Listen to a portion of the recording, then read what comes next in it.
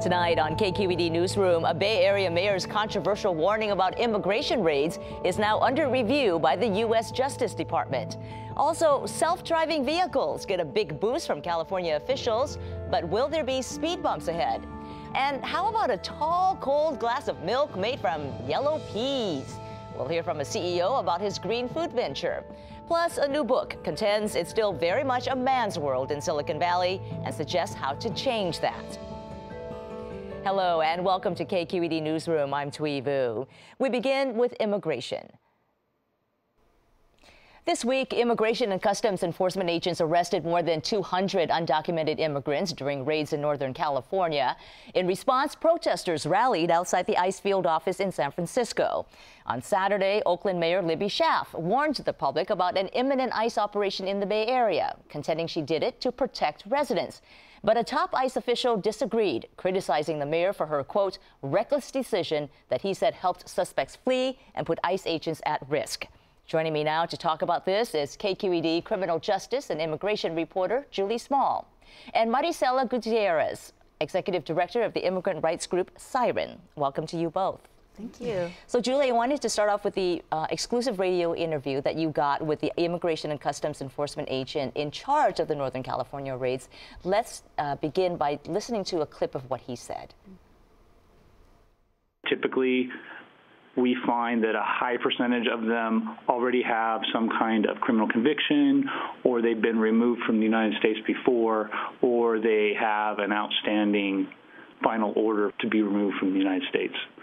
There's this misnomer out there that we're just collecting up all these people that have never had any kind of encounter with us, which is really not the case. So that's Agent Eric Bonner talking about what kinds of people they're targeting. And based on what you know, is ICE focusing on people who pose an actual public safety risk, or that's not really the case? Well, they do focus on that group, and that's what they emphasize when they report on these kind of operations. But they're also picking up people who have no criminal background, but who have come in contact with ICE or the immigration system. They've been ordered deported, and they may have returned to the United States once or twice or multiple times. And that's another big group they're targeting, which is different than how it was under the latter years of the Obama administration. So, for example, the Chronicle today had a story about a family that's been here 30 years. The husband got picked up. He has an old, very old DUI conviction, and his family is now at risk of being broken apart. Are those the stories that you're seeing playing out as well? Yes, over and over again. We're hearing a lot of that. We've covered some of that ourselves. It's very heartbreaking. Maricela, how are these raids affecting the undocumented community that you work with? Yeah, well, as you can imagine, many families and children are in fear, living in a world of terror, where their world's been turned upside down. And we know of families that are not taking their children to school or going to their medical appointments or hospital visits because they're afraid that ICE might be there. They've also been informed that ICE has been showing up at courts and picking up individuals at court, so they've been avoiding their court appointments, even if it's a small traffic ticket. And so it's, causing a lot of havoc. But what would you say to those who say that, these are people who broke immigration laws and therefore should not be in this country, and that what ICE is doing is justified? Yeah, and I think, what we're seeing is really a war on immigrants. And we're seeing families being separated that have built their homes here. Their children are citizens. They're contributing to our economy. These are people that, wouldn't pose a threat to our country. And I know that many families are being separated. Like she mentioned, folks that have had a DUI, maybe 20 years ago, they did their time. And, that shouldn't be a reason why someone should be a threat because they have a DUI. And we know that folks that are walking on the street and ICE stops and question them have also been picked up. So really, we should be asking, why is our families being taken apart, and what is that message going to be saying to our community and the U.S. in the long term, the ramifications to that, to those family values and what we're causing to our children. Also at the center of these raids has been a controversial decision by Oakland Mayor Libby Schaaf to put out an early warning that this operation would happen. And the Justice Department now, at the request of the White House, is saying it will review the actions that Mayor Schaaf took. Julie, how much legal trouble could she be in, and what kind of legal trouble could she be in? Well, I guess there is an understanding of confidentiality between law enforcement agencies, and ICE is required to notify all kinds of police departments, sheriffs, anybody who's in that domain. They have to notify them before they do these arrests. And so for her to come out and say this is happening, it took it a step further. And it did give people an opportunity, maybe some of those people who were dangerous, to flee.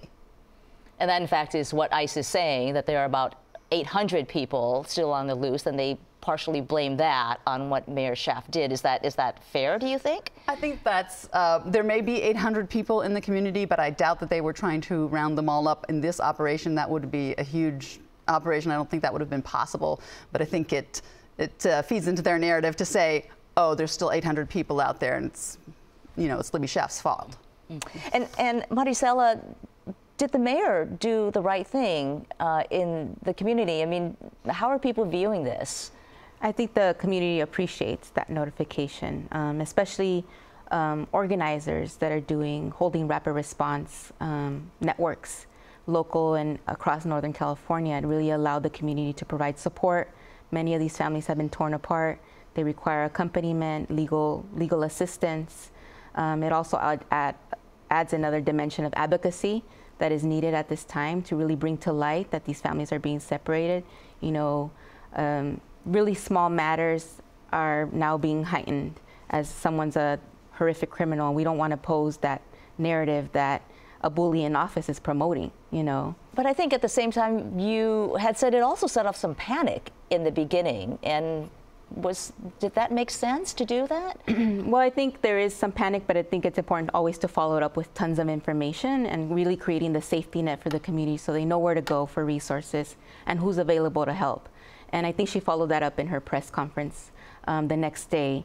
And that's been really helpful because people were able to connect with legal services, local community organizations that are helping families, and the rapid response network so people can call and get support as needed. And you know, Mayor Schaaf's resistance does seem to mark an escalation in local resistance to President Trump's immigration policies, going beyond just the sanctuary city protections and not cooperating. She took it proactive and took it a step further. How is this being viewed Bay Area-wide, Julie, as you're talking to people about the raids, the undocumented immigration situation? I think a lot of people feel torn about it because, like, for families that could benefit from having that information, that warning in advance, the people you don't want really to bear the brunt of this kind of enforcement operation. But also people feel a little uncomfortable with the fact that she exposed law enforcement to maybe some additional risks. And when I spoke to Eric Bonner, the agent, he said they did, in fact, experienced during this week people confronting them in the street. People were more resistant to being arrested, and they had people chastising the agents directly. And do you think that that was a direct result, though, of what Mayor Libby Schaaf did, or that would just happen naturally without her sounding the alarm? I think that would happen naturally in the Bay Area, but I think maybe it was heightened. Maybe people felt empowered by that. All right, Julie Small with KQED and Maricela Gutierrez with SIREN. Thank you both. Thank you. Thank you for having us. You may have seen them whizzing across the streets of San Francisco. Funny-looking cars kitted out with lasers, sensors, and data-crunching hard drives. They're self-driving prototypes, and they're looking less and less like the stuff of science fiction. For the first time, the California DMV is allowing the vehicles to be tested without a human in the driver's seat to take control of the wheel. But are the cars and the public ready for the driverless road ahead? Now we talk to DMV Deputy Director Bernard Soriano. He joins me from Sacramento via Skype. Hello to you. Hi, thanks for having me. Well, the new rule allowing autonomous test cars to hit the roads without humans inside takes effect April 2nd. Why did the DMV decide to do this? Well, this is just a natural progression of what we already have in place. We've had autonomous vehicle testing regulations effective ever since September of 2014. And to date, we have 50 companies that are approved for testing their autonomous vehicles on California's public roadways. but that testing needs to have a safety driver on board. So this is a natural progression. It's the next step. And now these regulations are in place to allow manufacturers to conduct testing, if they're ready, without a human on board. And this is all around trying to improve safety, because the statistics are that, we as a country, a lot of people lose their lives due to traffic crashes. And the vast majority of those traffic crashes are because of a human choice.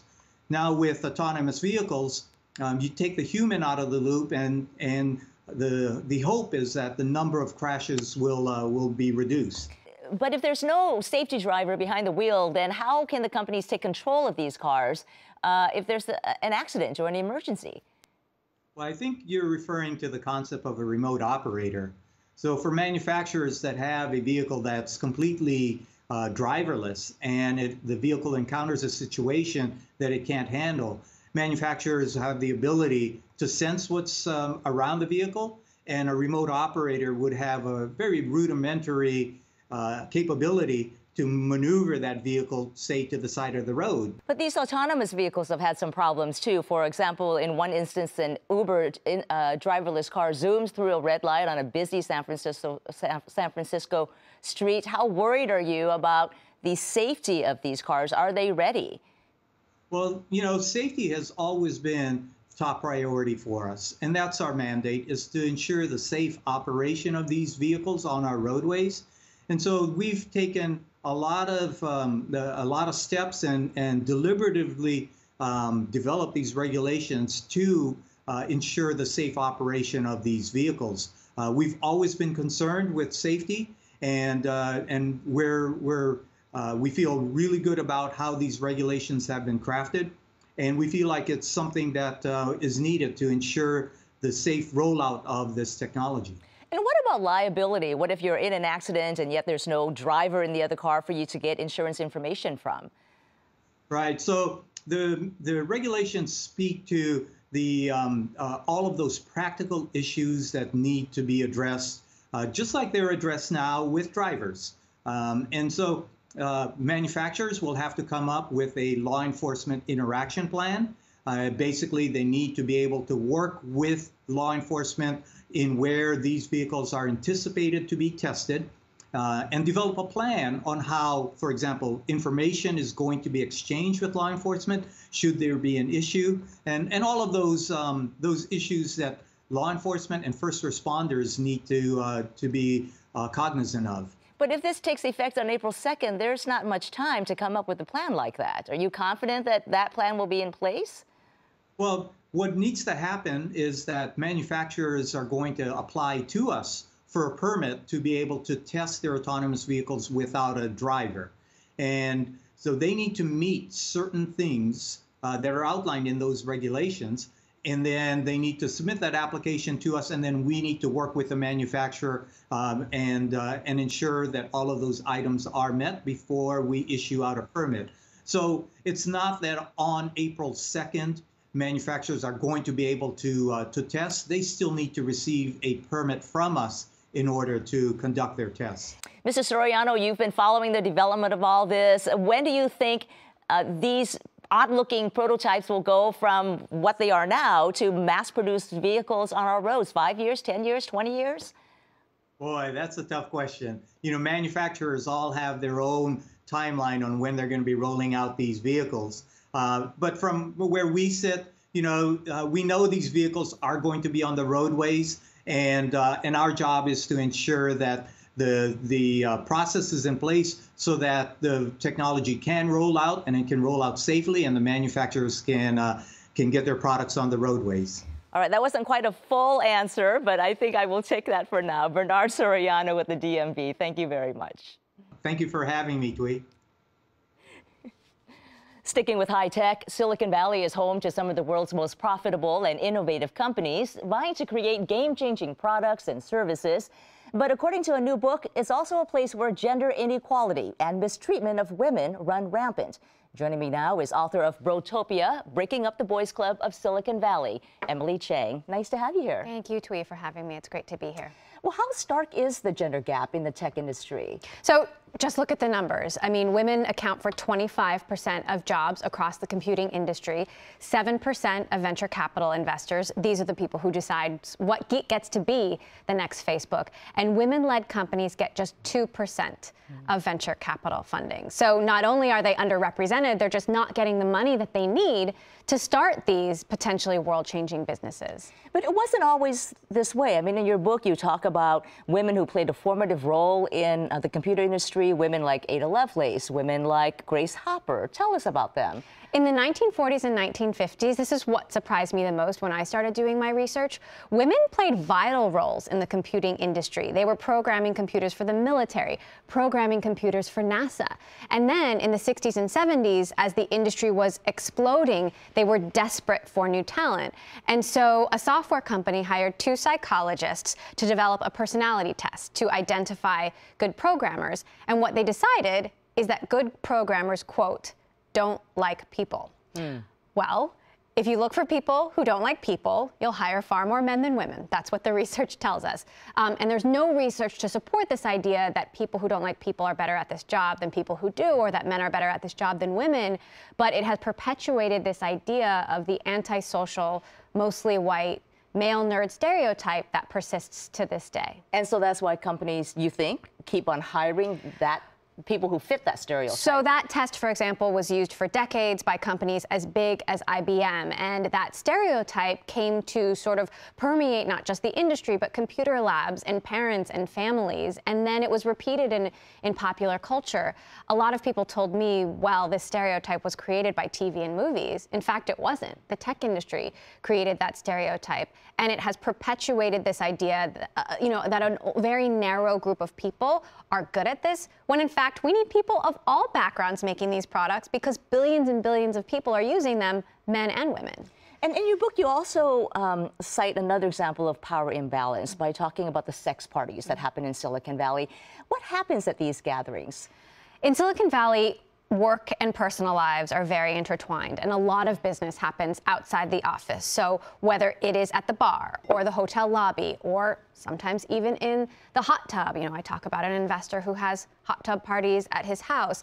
And these sex parties that you mentioned, the Bay Area has long had a tradition of sort of sexual exploration and sexual liberation. And so there's a wide spectrum of social behavior that you see. And in many ways, these parties are a lot more about power than they are about sex, and it's a power dynamic that is completely lopsided. But well, I guess some people might argue, well, these women are coming to these parties to have a good time, and what is wrong with that? I spoke to over 3 dozen people now, and several who've actually come forward to me since I wrote the book, men and women. The men describe a situation where they're challenging social mores and challenging traditional morality, where the women sort of feel like this is where powerful people are, but they're damned if they do and damned if they don't. If they do attend these parties, they're disrespected or discredited. They may never see an investment, but if they don't attend, they're locked out. They're shut out of these important social gatherings. And, some of the women I spoke to actually felt that they had to leave Silicon Valley in order to, just do business on a level playing field, and they decided to continue their businesses in New York. It is a bit ironic, though, as you're saying all this, that people who pride themselves on disrupting things, that kind of environment is not really disruptive at all. Some would argue it's very much the status quo. With a lot of what has been happening in business. It's a tale as old as time, and I do think part of the problem, sexism exists everywhere, but part of the problem with the sexism in Silicon Valley is that this is an industry that prides itself on changing the world and being so progressive. And yet, if you just look at the numbers, the representation of women is just so horrifying. Yes, there's sexism in Hollywood, there's sexism in Washington, but I would argue that in Silicon Valley, it matters more than anywhere, because this is an industry that is changing our lives every day, controlling what we see, controlling what we read, how we live, how we work, how we shop, how we get around, the games that our children are playing. But I'm an optimist. Even after spending 2 years writing this book, I believe that the people who are changing the world, who have solved all of these incredibly hard problems, they can change this too. If they can get us to Mars and build self-driving cars and give us rides at the push of a button, they can hire more women and pay them fairly. And it's funny that you just brought all that up about, taking us to Mars and outer space. Elon Musk has been very critical of your book. He has said that, for example, one of the sex parties you mentioned, he has acknowledged he was there, but he said no lurid behavior happened when he was there. He thought it was a company party. He said that your account was salacious, misleading, and you should be ashamed. How do you respond to that criticism? That particular party, I never said that party was a sex party, but that there was behavior at that party that was very disturbing and mirrors some of the behavior that we see in some of these other environments. And I spoke to men and women who were at that party who felt uncomfortable, who described drug use, who described cuddling in the middle of the floor, and one woman in particular who felt that she was pressured into sexual activity and who would not have been there if such powerful people had not been there. And so I came into this as a journalist. I don't have an agenda. I couldn't make this stuff up, and I uncovered some things that I found very troubling. All right. Well, the name of the book is Brotopia. Author Emily Chang, thank you so much. Thank you for having me and shining a light on these issues. I appreciate it. Now to a business story of a different sort. Adam Lowry is a Bay Area entrepreneur who created Method, a line of environmentally friendly cleaning products. In 2012, he sold the company and embarked on a new mission to reduce the planet's carbon footprint. His new company is Ripple Foods, located in Emeryville.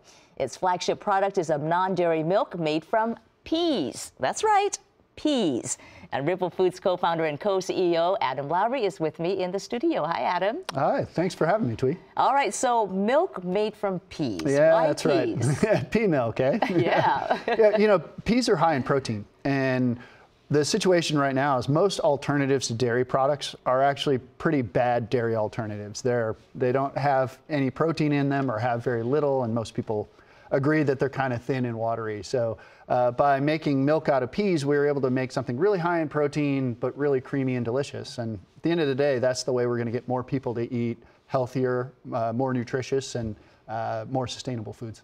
Well, you were a chemical engineer by training. You were a climate scientist at one point. Where did the inspiration for this company come from? Does your environmental training come into it? Yeah, partially. I think a big part of this story also is my co-founder, Neil Renninger, who's a PhD biochemist. He's the real scientist between the two of us. And he created a way to get totally pure protein out of any plant source. And when you do that, it's tasteless. Many people don't know that proteins have no flavor.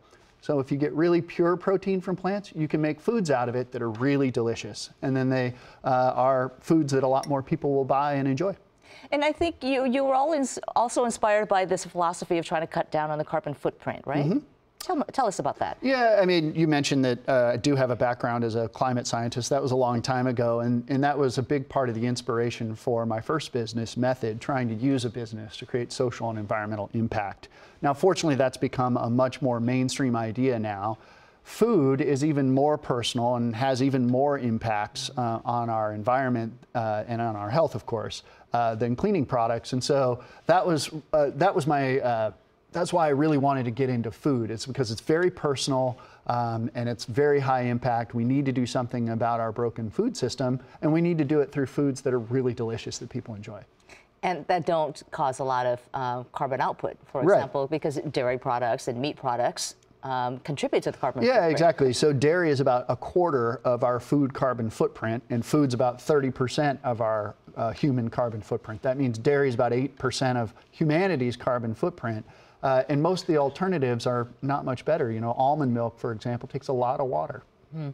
And I know that this was also the inspiration behind your Method cleaning products, your prior company. You started it with your college buddy, Eric Ryan. And in the beginning, you were actually making different Method formulas in your bathtub. That is correct. Yeah, it was sort of the most ironic place you could think of a cleaning products company being born, which is the bachelor pad of 5 guys in their mid-20s. But probably not so clean bachelor pad. It was exactly as clean as you would think it would be. And yeah, we made the product there, actually used beer pitchers and things like that initially, and we were selling it door to door to grocery stores. But now Method's actually the largest green cleaning company in the world. Is it really? Mm-hmm. That's, that's a great Silicon Valley story, isn't it? But, Silicon Valley has come a long way. It makes amazing products that billions of people use around the world. But there's also been criticism that Silicon Valley companies don't do enough to be good corporate citizens, for example, on things like housing. What are your thoughts on that?